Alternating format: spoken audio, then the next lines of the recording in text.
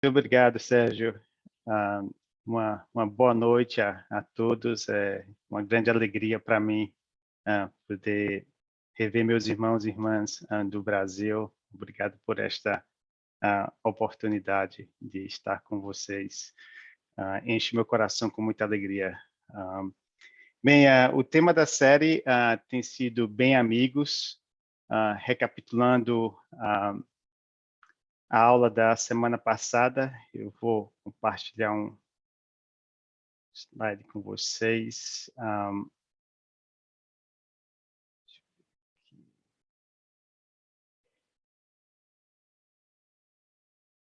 Então, na semana passada, nós estudamos sendo bem amigos de Deus, né?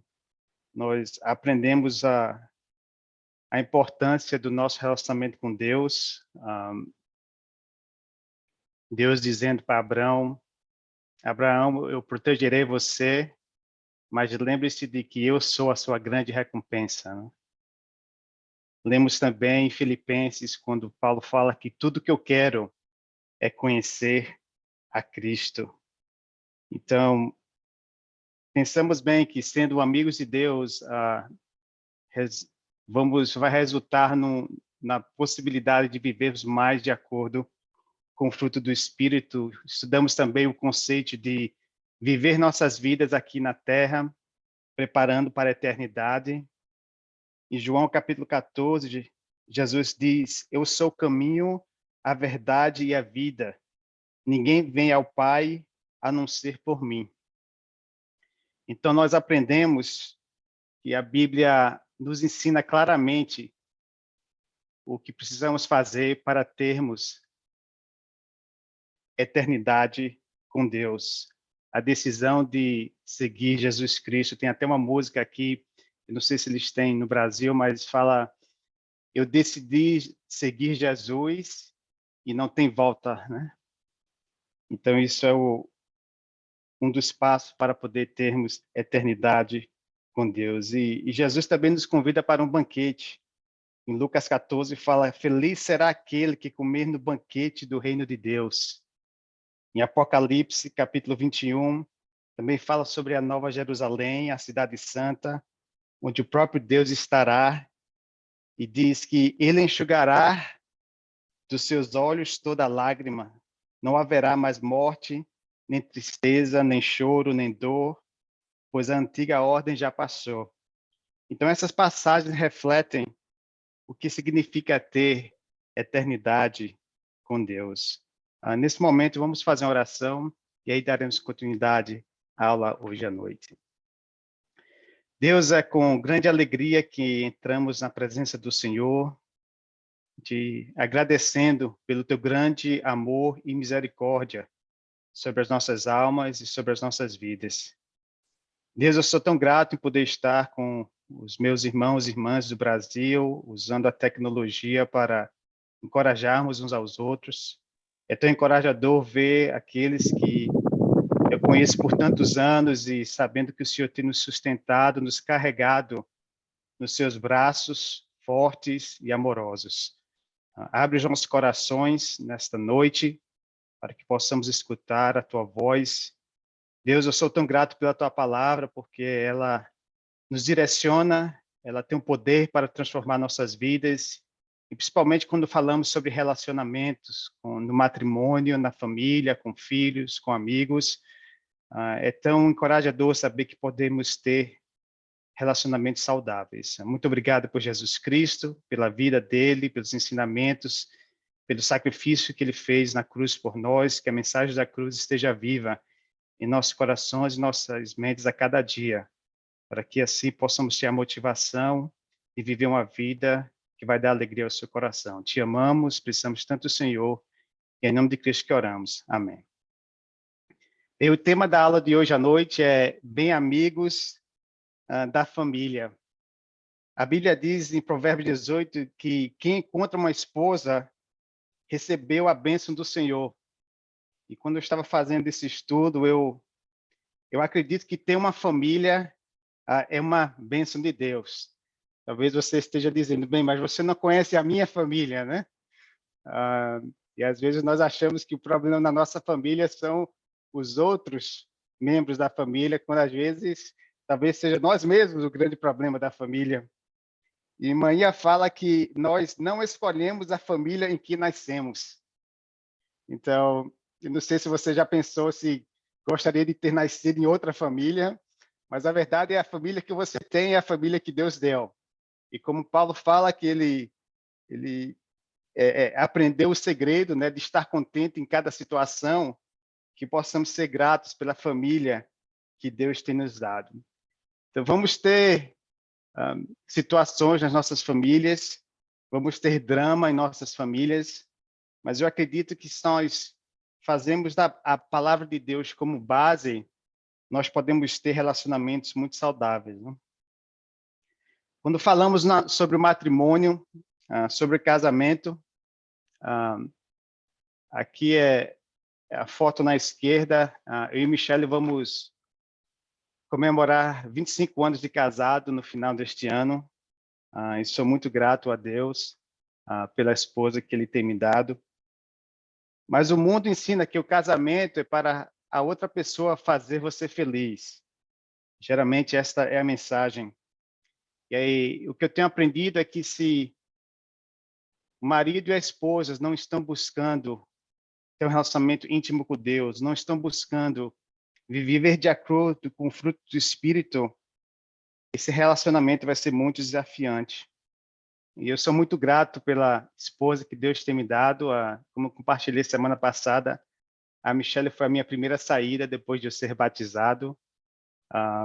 E eu sou tão grato pela esposa que Deus tem me dado, pela não somente a beleza física, mas a beleza espiritual.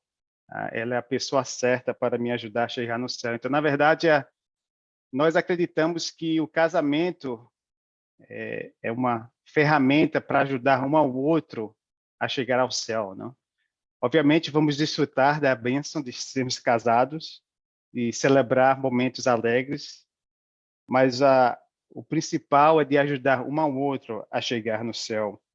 E como eu falei, eu tenho lido esse livro que se chama Eu e Você para Sempre, e fala um pouco sobre casamento, e o autor fala que o seu casamento foi desenhado para refletir a glória de Deus. Ele diz que a maneira de ter um bom casamento não é focar no casamento. E quando eu olho para esse diagrama aqui, está em inglês, no lado esquerdo fala sobre o marido, do lado direito a esposa, a seta para cima e no topo da pirâmide Jesus Cristo. E o que isso aqui significa é que o quanto mais cada um se aproxima de Jesus, o marido e a esposa vão se aproximar um do outro. Então, para ter um bom casamento, o foco não deve ser o casamento em si, mas sim fixar os nossos olhos em Jesus Cristo, como a Bíblia nos ensina em Hebreus, capítulo 12. Eu me lembro que quando nós nos casamos há quase 25 anos atrás, na cerimônia de casamento, o irmão que fez a cerimônia, ele compartilhou dizendo, quando vocês eram solteiros, estudaram a Bíblia, vocês decidiram fazer da Bíblia o padrão de suas vidas, como solteiros. E no casamento é a mesma coisa. Se vocês fizerem o padrão, a Bíblia o padrão de suas vidas no casamento, no relacionamento matrimonial, o casamento provavelmente vai dar muito bem. Não que não vai ter dificuldades, mas tendo a Bíblia como a base. E geralmente todas as decisões que nós tomamos, eu e a Michelle, nós estamos priorizando o que é o melhor para nós espiritualmente, o que é melhor para nós também como casal, mas também para o nosso filho. E nós nos casamos em 97, em 99 nós tivemos a oportunidade de nos mudarmos para o Brasil para servir, estar com as igrejas no Brasil. Foi uma decisão muito desafiante, porque meus pais não entenderam o porquê de eu estar voltando para o Brasil para trabalhar no ministério em vez de seguir minha carreira profissional. Foi uma conversa, eu diria, bastante desafiante para explicar aos pais da Michelle que ela que eu estaria levando, tirando a filha deles de onde ela nasceu e levando para outro país com o propósito de servir a igreja tempo integral. Mas, de fato, foi como compartilhei semana passada, um dos melhores anos de nossas vidas. Eu me admiro muito da Michelle, porque eu acho que não tinha nenhuma outra irmã aqui em Atlanta naquela época, quando eu era solteiro, que teria a fé, de fato, de largar tudo aqui nos Estados Unidos e se mudar comigo para o Brasil. E isso demonstrou muito a espiritualidade dela, a fé dela. Eu visitei o Brasil algumas vezes, quando ainda antes de nos casarmos, compartilhei com ela os meus sonhos. Então, ela já sabia que se ela fosse namorar comigo, provavelmente iria se casar e provavelmente iria se mudar para o Brasil. E isso me encoraja muito pelo, de fato, a fé e o amor dela por Deus. Então, muitas das decisões que nós tomamos é baseada no que vai ser melhor para nós espiritualmente.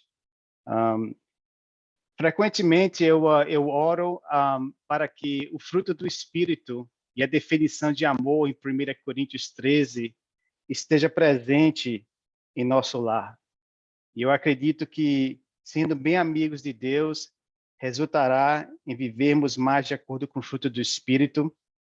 Como compartilhei lendo este livro, que muitos estão procurando pela fórmula secreta para ter um bom casamento, e o aconselhamento é: busque viver de acordo com o fruto do Espírito, através de um relacionamento íntimo com Deus.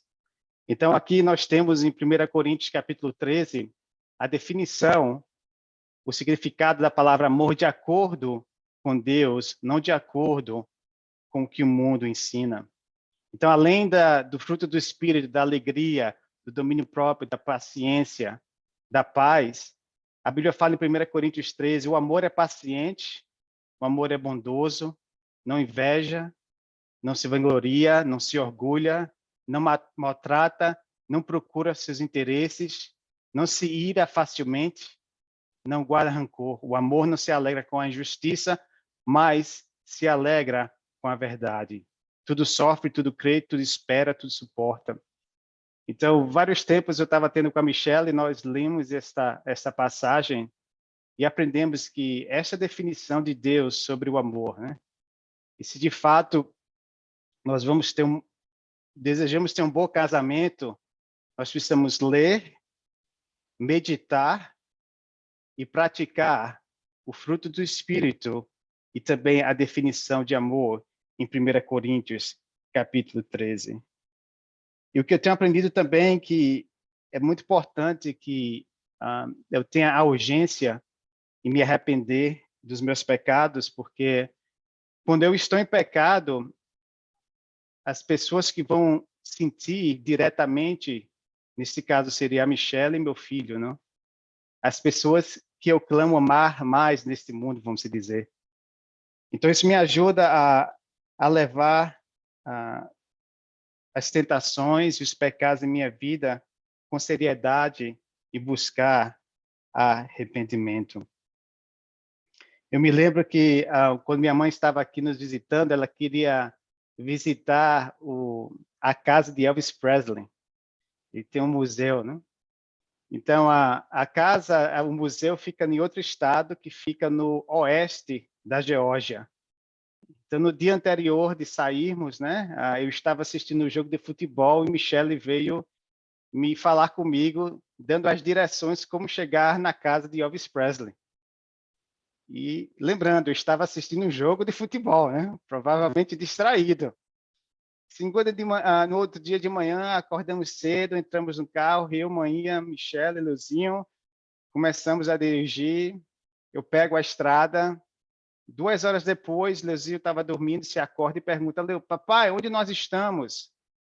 Eu falei: poxa, eu acabei de passar a cidade de Augusta. E a Michelle: passar a linha da cidade de Augusta? Eu disse: foi, é Augusta. Ela falou: mas Augusta é no leste da Geórgia. E a casa de Elvis Presley é no oeste. Então, eu dirigi durante 2 horas, sem saber que estava no caminho errado. Ela não me falou nada. Eu também não notei que eu estava indo no caminho errado, então ficou 30 segundos de silêncio, né? Então oramos, e aí o fruto do Espírito veio em nós e conseguimos, não acusamos nenhum outro do que poderia ter sido feito, dito.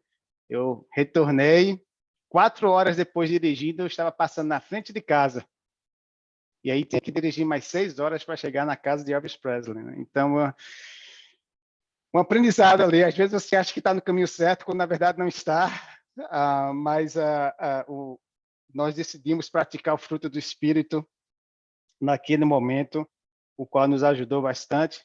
No caminho de volta, eu dirijo devagar, a mamãe começou a questionar, né? Ela falou, a gente está perto de casa. Eu disse, não, mamãe, a gente vai chegar daqui a pouco. Você tem certeza que você está no caminho certo? Então, eu estava no caminho certo, mas por causa do que aconteceu na ida, ela ficou questionando, né, com toda a razão, né? Então, eu digo que nós estamos envelhecendo, mas não há nada melhor do que envelhecer no reino de Deus. Não há nada melhor do que envelhecer do lado de uma discípula de Jesus Cristo. Tem uma música que diz: um dia no reino de Deus é melhor do que 1000 dias no mundo. Em Josué, capítulo 24, a Bíblia diz: escolham hoje a quem irão servir. Ele fala: mas eu e a minha família serviremos ao Senhor, né? E aqui nós vemos em Deuteronômio, capítulo 6, eu não vou ler toda a escritura, mas o que está gravado fala: ame o Senhor, seu Deus, de todo o coração, ensine com persistência a seus filhos, né? Nós temos um filho de 15 anos, então, enquanto ele está debaixo do nosso teto, nós explicamos com amor que Deus é a nossa prioridade e que baseamos nossas decisões neste fato. Eu me lembro quando eu estava trabalhando numa empresa, coincidentemente tinha uma irmã que ela tinha mais idade, já tinha filhos, adolescentes, na época, Deus não era nem nascido ainda, e ela compartilhou comigo dizendo que ela usou a Bíblia demais para corrigir e repreender os filhos. E ela estava compartilhando que ela se arrependeu de ter usado a Bíblia desta maneira. E a Bíblia fala, né, que ela é útil para repreensão, para correção, mas precisamos equilibrar, principalmente quando estamos tratando com crianças, né? Então, Deus tem nos dado a responsabilidade, como pais, para educar, para instruir nossos filhos nos ensinamentos de Deus. Então, nós levamos e fazemos uma prioridade ter certeza que eles iam estar presente nos cultos, nos eventos da igreja, não somente para ser legalista, mas eu acho que a frequência, eu acho que é muito importante, principalmente para construir relacionamentos. Então, eu tenho uma pergunta para você que eu pensei na minha vida, talvez você possa pensar e, se quiser, compartilhar no final da aula, mas se você tivesse 5 minutos para falar com o seu filho, ou com a sua filha, ou com o sobrinho, ou com a sobrinha, antes de você falecer, o que é que você diria para o seu filho ou sua filha? Nós passamos bastante tempo com ele, aproveitando essa época, daqui a 3 anos ele está indo para a faculdade, mas decidimos que a nossa família nós vamos servir ao Senhor. E teve uma época que eu estava lutando bastante com falta de paciência. Quando eu olho a falta de paciência com meu filho, era um resultado de eu não estar sendo bem amigo de Deus, consequentemente, não estava praticando, em certos momentos, o fruto do Espírito, ou a definição de amor, em 1 Coríntios, capítulo 13. Então, nós estávamos tendo certas discussões, vamos dizer. E ele está crescendo, né? Com 15 anos, a voz está mais grossa. Aí você não sabe se ele está sendo desrespeitoso ou se é a voz que está grossa mesmo. Ele expressava que ele não se sentia ouvido por mim. Eu expressava que eu não me sentia respeitado por ele. E aí Michele mandava cada um para o seu quarto para orar e depois se reunir para se reconciliar, né? Então, eu tive uma conversa com ele alguns meses atrás e demorou um pouco para aprender isso. Mas o que eu cheguei a concluir, na conclusão, é que eu expliquei para ele que discussões não agrada a Deus. A Bíblia fala, em Filipenses 2,14, façam tudo sem queixas nem discussões, né? Então, eu expressei para ele, eu pedi perdão pelos momentos que eu perdi paciência, que eu falei com uma voz mais alterada e expliquei para ele, olha, discussões não agradam a Deus, mas temos uma conversa, aí sim agrada a Deus. Então, nós mesmos que fizemos um pacto, vamos se dizer, que quando estivermos tentados a perder a paciência, nós vamos orar e nos esforçar ao máximo para termos conversas e não discussões, né? E poder ter um controle. Uma vez eu estava lendo um livro que fala que quando levantamos a voz para os nossos filhos vão escutar a nossa voz e não a nossa mensagem. Então, às vezes, a mensagem, por mais que estamos tentando instruí-lo no caminho de Deus e ensiná-lo, quando nós alteramos a voz, o que eu aprendi é que ele vai escutar a minha voz e não a mensagem que eu estou tentando transmitir. E eu quero deixar bem claro que essas áreas que eu estou compartilhando com vocês, bem amigos de Deus, bem amigos da família, relacionamentos no matrimônio, bem amigos uns com os outros na semana que vem, eu tenho muito que aprender ainda. Estou em progresso, né? Mas foi muito encorajador chegar a essa conclusão, demorou um pouco. Gostaria de ter tido esse discernimento antes, mas procurar ter conversas com meu filho e não discussões. Eu acredito que, como pais, nós desejamos que os nossos filhos e filhas eles se desenvolvam, né? Emocionalmente, fisicamente, até mesmo no colégio, até mesmo em esportes, né? Mas tem um aspecto espiritual em suas vidas também que nós precisamos levar em consideração. Mais uma vez, nós procuramos e priorizamos, né, levá-lo nas atividades da igreja com a intenção de ele poder conhecer mais a Deus, mas também de construir relacionamentos que vai ajudá-lo no crescimento espiritual. E uma das ferramentas espirituais que nós temos visto, que Deus tem usado nesses últimos anos, tem sido o acampamento Swamp. E fico muito feliz em saber que não somente nós temos um em BH agora, mas também tem um em São Paulo. Eu não sei se o Samuel está na ligação hoje, mas queria agradecer muito ao Samuel pelo coração de servir nesse ministério que temos aprendido que é tão importante para o crescimento e desenvolvimento espiritual da geração mais nova e da próxima geração também. Então, fiquei muito animado em saber que temos em BH, em São Paulo, tem um agora indo para o Paraguai, no final do ano.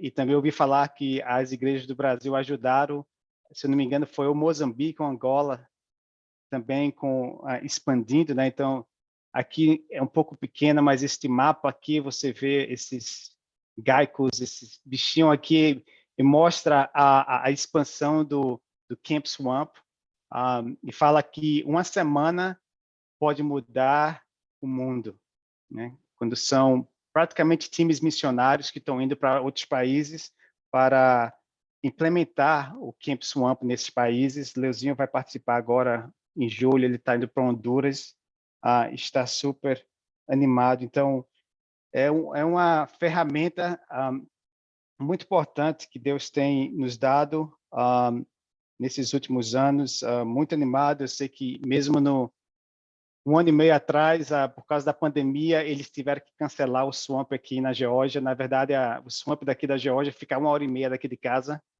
Então, se você quiser um dia trazer seu filho, sua filha, por favor, entre em contato conosco. A nossa casa está aberta para recebê-los, dar comida, roupa lavada e transporte. Teremos o maior prazer em fazer isso para você e seus filhos. Então, fica bem perto daqui e aproveitamos bastante os eventos que eles têm lá.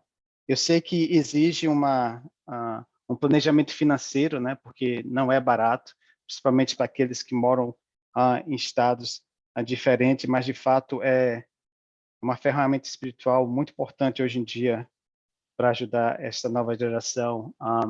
E mesmo que você tenha filhos mais velhos ou não tenha filhos pequenos nessa idade, né, de pré-adolescentes, adolescentes, eu fiquei muito encorajado. Teve um irmão que chegou para mim, né, aqui em Atlanta, e eu fiz um anúncio sobre o Camp Swamp.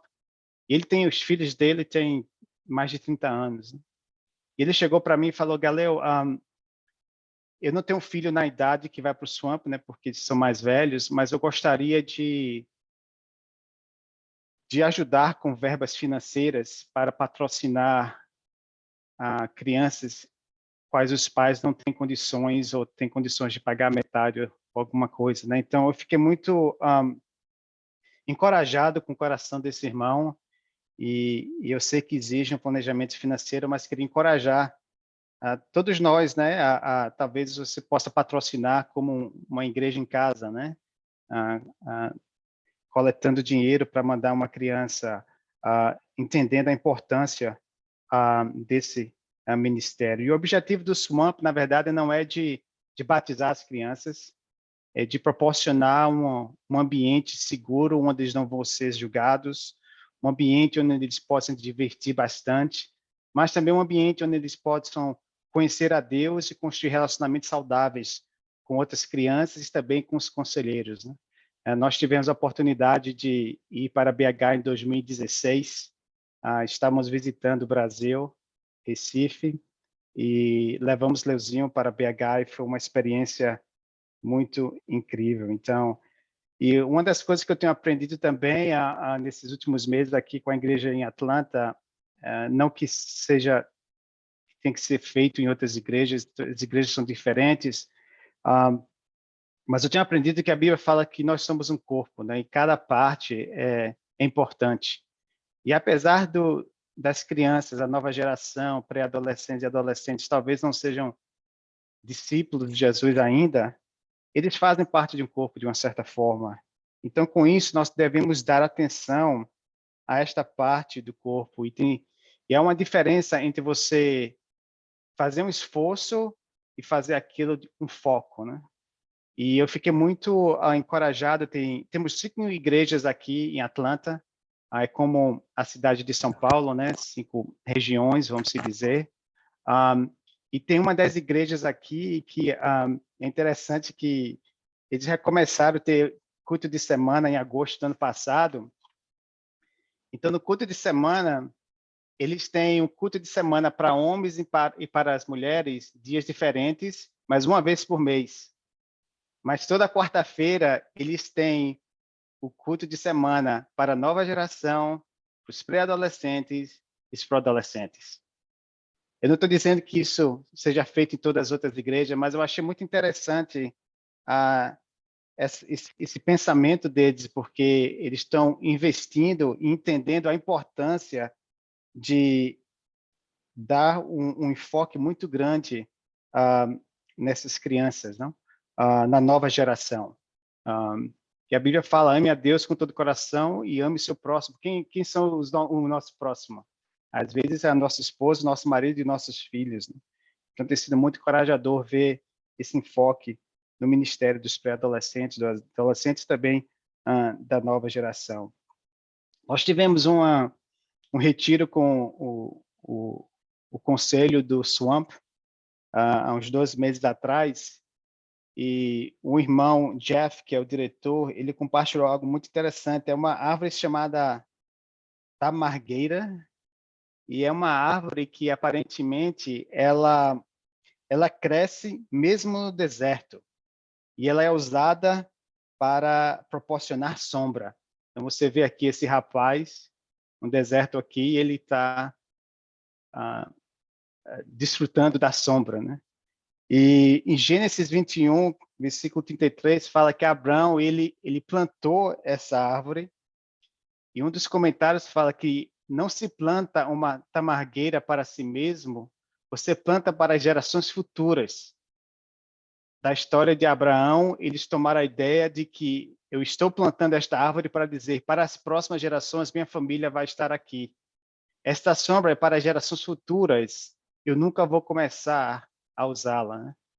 Então, é interessante porque o princípio aqui é de que, com isso em mente, nós oramos e tomamos decisões sobre o acampamento Swamp, porque o investimento que nós precisamos ter neste ministério, talvez nós não vamos nem ver os frutos enquanto estamos vivos, né?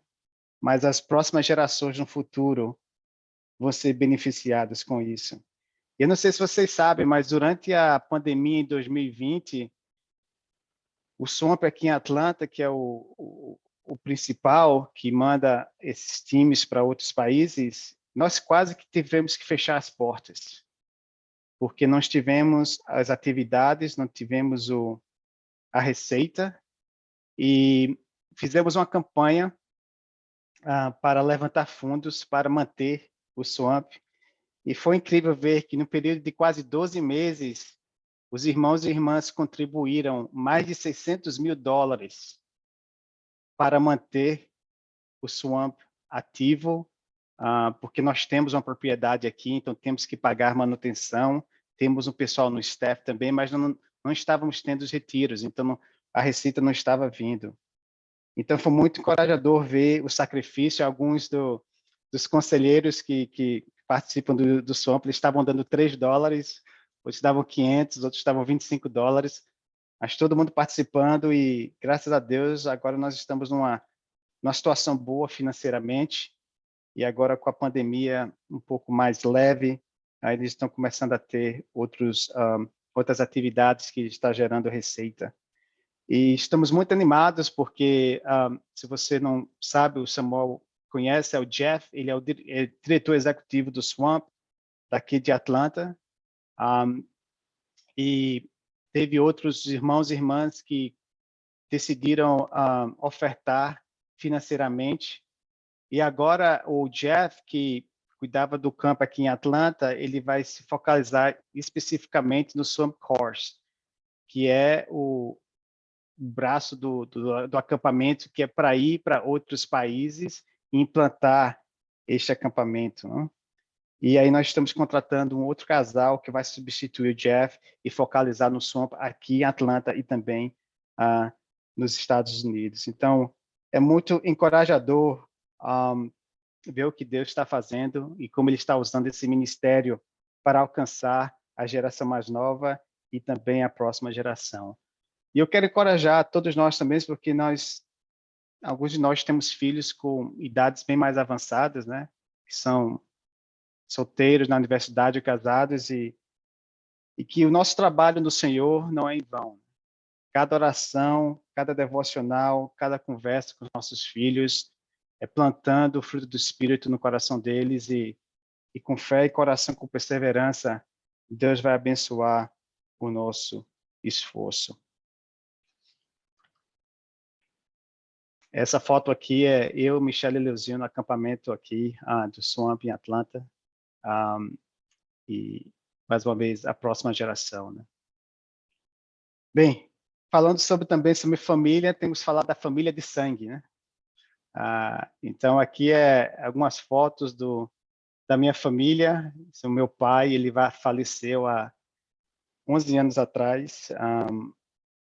Muito grato a Deus pelo amor e sacrifício dele. Esse é meu irmão Cássio, meu irmão mais velho, Júnior. Essa aqui é a manhinha. Minha foto nos anos 90, eu tinha bem mais cabelo.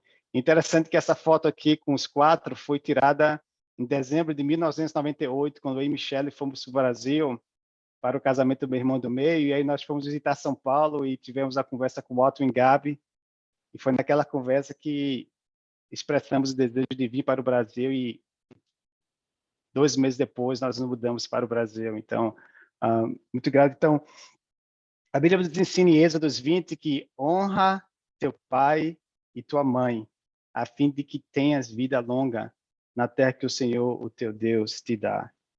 Então, eu sou muito grato aos meus pais, porque eu não seria o que eu sou hoje se não fosse pelo amor e sacrifício deles.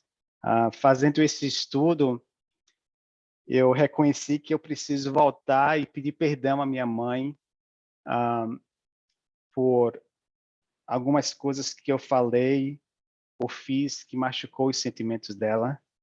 Como a mãe falou, nós não escolhemos a família em que vamos nascer, mas a Bíblia fala também em Romanos 14, por isso esforcemos-nos em promover tudo quanto conduz à paz e à edificação mútua, né? Então, às vezes, precisamos ser humildes, eu tenho visto isso, e buscar ter conversas e não discussões com membros da família. Então, esses princípios, né, que eu fico pensando no fruto do Espírito, na definição de amor em 1 Coríntios 13, quando eu olho para a minha vida no meu relacionamento com meus irmãos mais velhos, quando eu tinha uns 20 anos, se eu tivesse esse conhecimento, esses ensinamentos, a comunicação e o convívio seria bem melhor. Então, eu quero muito encorajá-los a isso. E para concluir a aula de hoje, mais uma vez, bem amigos da família, buscarmos ler, meditar e praticar nos nossos relacionamentos, seja com o marido, com a esposa, com filhos, filhas, família de sangue. Buscar praticar o fruto do Espírito e a definição de amor em 1 Coríntios, né? A importância de orarmos e investirmos no ministério da nova geração e adolescentes, e também apoiarmos o ministério do acampamento Swamp, para que a próxima geração possa ter a oportunidade de conhecer a Deus. Então, era isso que eu queria compartilhar com vocês, em relação a sendo bem amigos da família. Muito obrigado pela atenção.